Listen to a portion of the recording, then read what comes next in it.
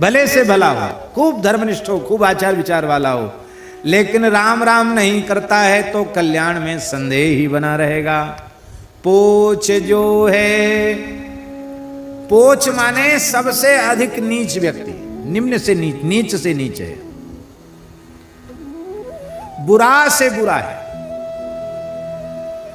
उल्टा है, सीधा है, कैसा भी है, उल्टा सीधा है, बुरे से बुरा है, अच्छे से अच्छा है, कैसा भी जीव क्यों न हो, काम तो अंत में राम नाम से ही बनेगा। राम नाम ही सो अंत सब ही को काम रे।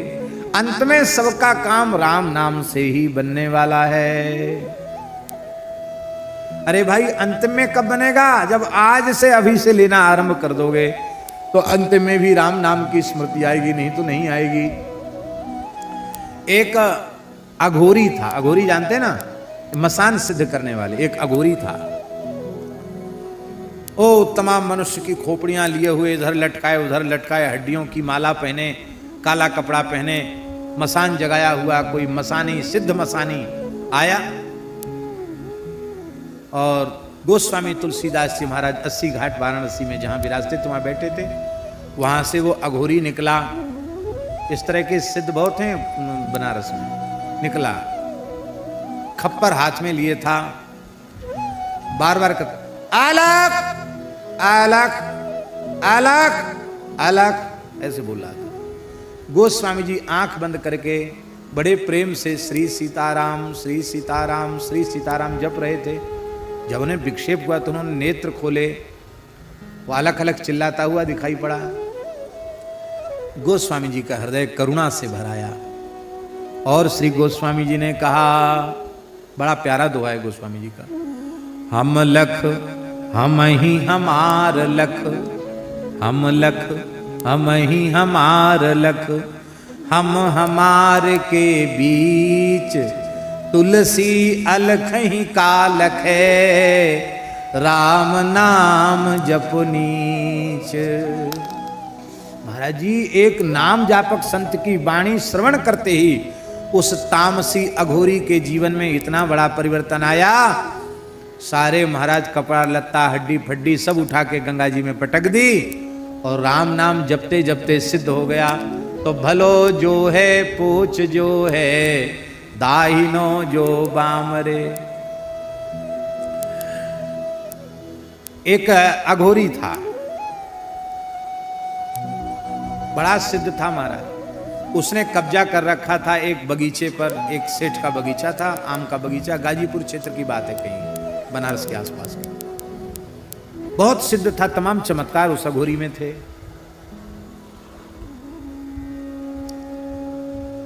इच्छा होती तो पके हुए आम किसी को देता नहीं, डर के मारे कौन घुसता उसके यहाँ। चमत्कार बहुत थे उसके पास। हरे राम बाबा उसी के यहाँ जाके रुक गए। बोले गुरु भाई देख ऐसा है, अब रोटी वोटी कौन खाए, इतने बढ़िया बढ़िया आम टपक रहे हैं, टपका आम, गिरे हुए आम, हम तो यहीं रहेंगे गुरु भाई, और बस कुछ चाहिए नहीं तुमसे। गंगा जी का जल भर लाएंगे मटका में और बस उसी में आम ठंडे कर करके चूसते रहेंगे, राम राम करते रहेंगे। तो बाबा का उसका अघोरी का प्रेम हो गया, रह गए। बाबा बोले कि तुम मसान सिद्ध करते हो, भूत प्रेत आते? बोले हाँ आते तो हैं। बाबा बोले हमको दिखाओ। बोले हाँ दिखाएंगे। तो एक बार कोई ऐसी अमावस्या तिथि आई तो मसान में कहा तो इतनी दूर बैठ के तुम देखना। बाबा कहते मैंने अपनी आंखों से देखा।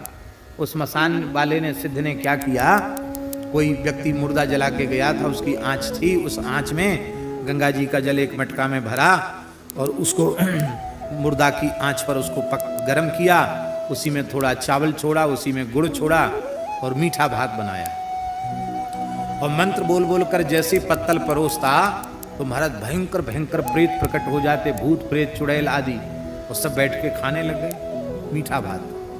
बाबा ने आंखों से देखी भूतों की पंगत और वो सब खाने लगे और सब बड़े प्रसन्न हो रहे थे भूत वगैरह। और ये कुछ माला फेर के जपने लग गया।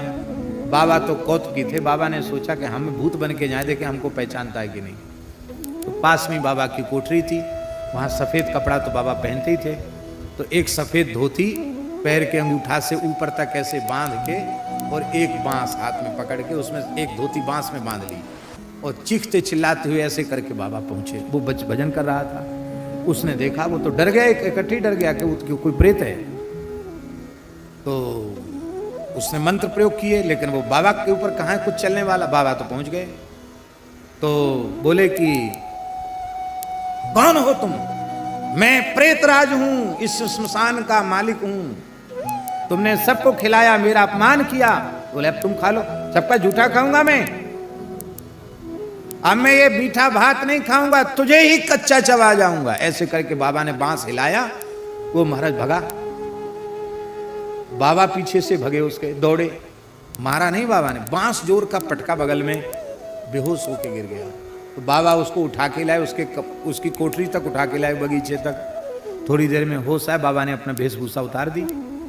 बोले तो क्या हुआ गुरु भाई? अरे बोले जीवन में ऐसा कभी नहीं हुआ जो आज हुआ। ऐसा डबल प्रेत आया, ब्रह्म राक्षस आया, कोई मंत्र कोई तंत्र कोई चला ही नहीं उसके ऊपर। वो तो कैसे मेरे प्राण बच गए, पता नहीं कौन हमको यहाँ उठा के लाया महाराज। बाबा बोले वो प्रेत कोई दूसरा नहीं था, हम ही आए थे। मैंने कहा असली प्रेत तो आगे, कि नकली प्रेत आवे, देख तो पहचानता कि नहीं पहचानता। तो बहुत जोर से हंसा वो। बोले आपने ऐसा क्यों किया? बाबा बोले देखो, भूत प्रेत की सेवा करते हो, मरोगे तो भूत प्रेत बन जाओगे। अब लोगों को ये तंत्र मंत्र मारण मोहन उच्चाटन करते, ये सब छोड़ दो, अब राम राम करो। महाराज उसका जीवन बदल गया, वो राम राम जपने लग गया। बोले हाँ अब समझ में आ गई बाबा, राम राम करेंगे। कहीं चले जाओ भैया, अंत में काम तो राम नाम से बनेगा। हम ये नहीं कहते कि अघोर पंथ में अघोरी भी एक से एक सिद्ध होते हैं, पर उनके वह आचरण सबके लिए अनुकरणीय नहीं है। एक किनाराम बाबा नाम के महान सिद्ध थे बनारस में, अघोर आचार्य श्री किनाराम बाबा, बड़े सिद्ध पुरुष थे।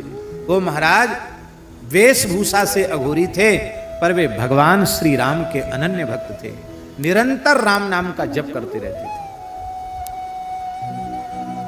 गंगा जी के पास जाते, मां भूख लगी है भिक्षा लाओ, जैसी कहते सोई कोई ना कोई मुर्दा बहता हुआ दिखाई पड़ता, तो कूद जाते गंगा जी में और तैरते रहते, मुर्दा को पकड़ के दांत से नोच के खाते रहते उसी को, मुर्दे को। काशी महाराज घूम रहे थे, दिखाई पड़ गए, हे राजा बच्चा प्रसाद लेगा, ले प्रसाद। इतना लोथड़ा निकाल के फेंका। अब इतने बड़े सिद्ध मना करें तो क्या करें, कैसे करें?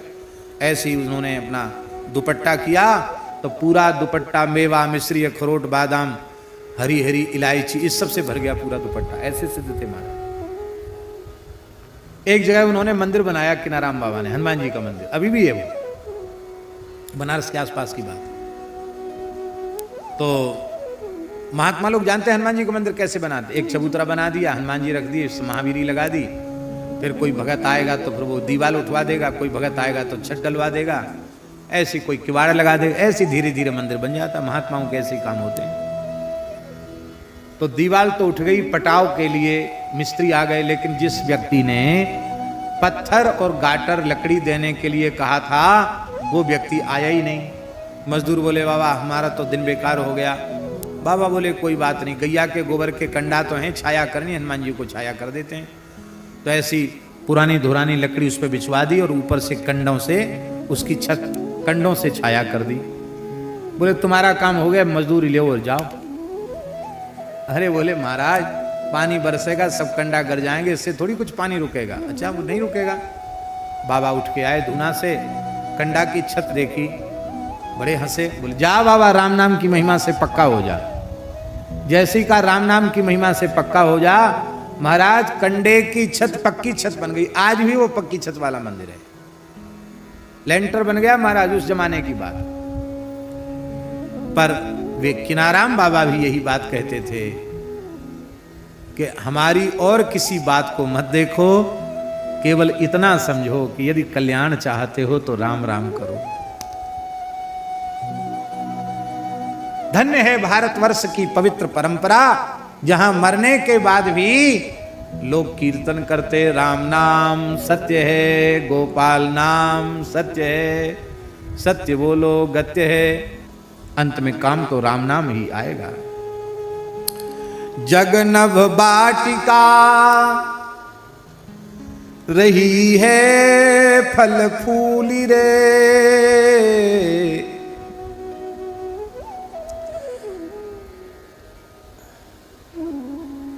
ये संसार का जो चाकचिक्य है ना, चमक दमक आकर्षण, ये कैसा है? ये नभ वाटिका के समान है, खपुष्प के समान है, आकाश पुष्प के समान है। जग नभ वाटिका, आकाश में बगीचा लगा सकते हो आप? बेला, चमेली, जूही, तुलसी, ये सब आकाश में लगा सकते हो आप? फूल खिला सकते हो? नहीं खिला सकते। क्यों?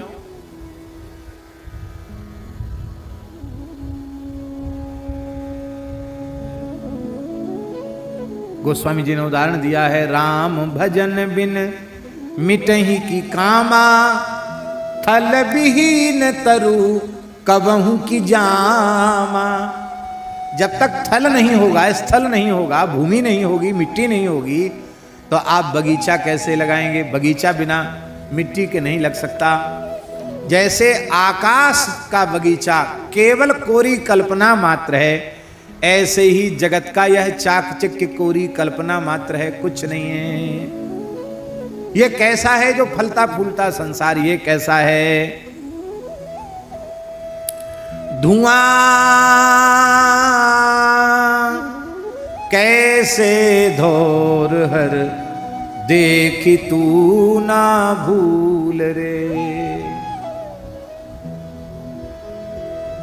गीला और इधर उधर का कचरा वचड़ा सब इकट्ठा करके और आग लगाई जाती है।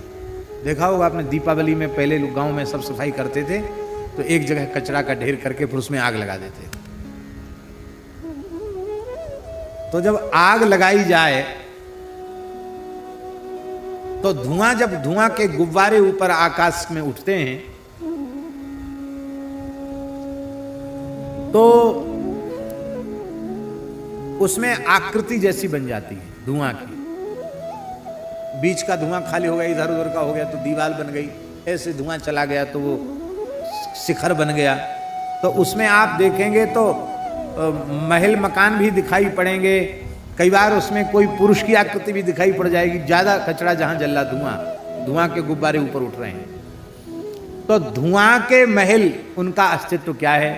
धुआं के भवन और धुआं से ही निर्मित स्त्री पुरुषों की आकृति, वे क्या वास्तविक में सत्य हैं? वे सत्य नहीं है, केवल प्रतीति वैसी हो रही है।